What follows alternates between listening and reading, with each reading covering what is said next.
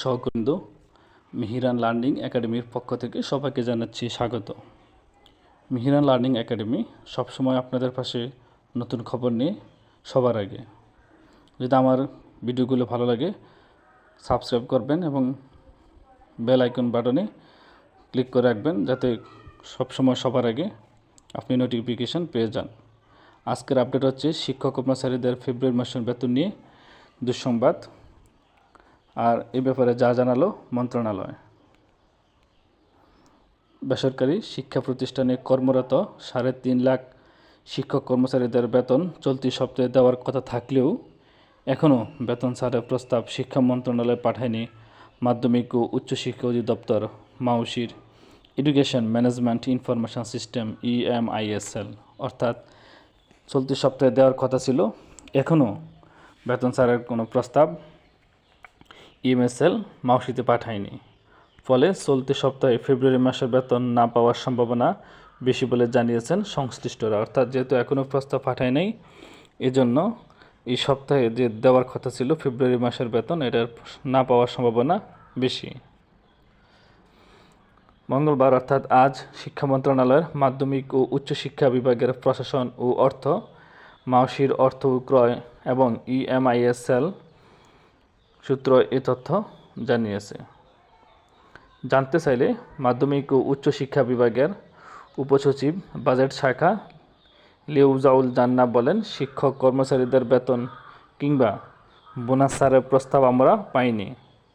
প্রস্তাব পাওয়ার পর তা অনুমোদন করতে 1 অথবা 2 দিন সময় লাগতে পারে।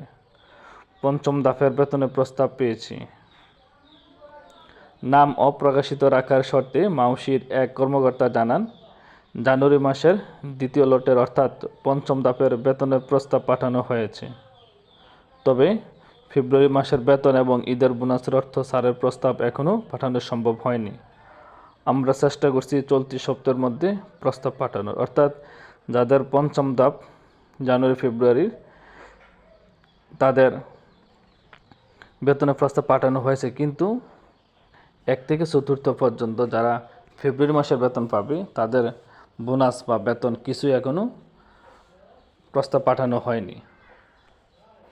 চলতি সপ্তাহে শিক্ষক কর্মচারীরা ফেব্রুয়ারি মাসের বেতন পাবেন কিনা এমন প্রশ্নের জবাবে ওই কর্মকর্তা আরও জানান, চলতি সপ্তাহে শিক্ষক কর্মচারীদের বেতন হওয়ার সম্ভাবনা কম। অর্থাৎ এখনও যেহেতু প্রস্তাব পাঠানো হয়নি, সুতরাং এই সপ্তাহে শিক্ষক কর্মচারীদের বেতন পাওয়ার সম্ভাবনা একবারেই কম। কেননা প্রস্তাব পাঠানোর পর তা অনুমোদনের জন্য 2-1 দিন সময় লাগে। যখন প্রস্তাব অনুমোদন হবে তারপর যাবে এটা চিফ অ্যাকাউন্টস অফিসারের কার্যালয়। ফলে চলতি সপ্তাহে ফেব্রুয়ারি মাসের বেতন পাওয়ার সম্ভাবনা ক্ষীণ।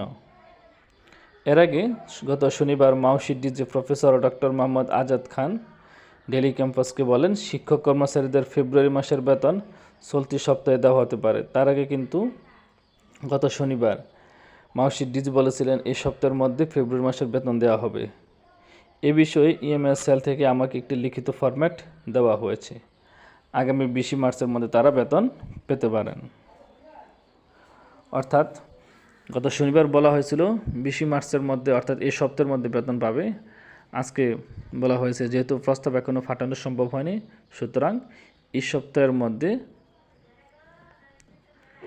ফেব্রুয়ারি মাসের শিক্ষক কর্মচারীদের বেতন পাওয়ার সম্ভাবনা একেবারেই কম। ধন্যবাদ সবাইকে এতক্ষণ সাথে থাকার জন্য।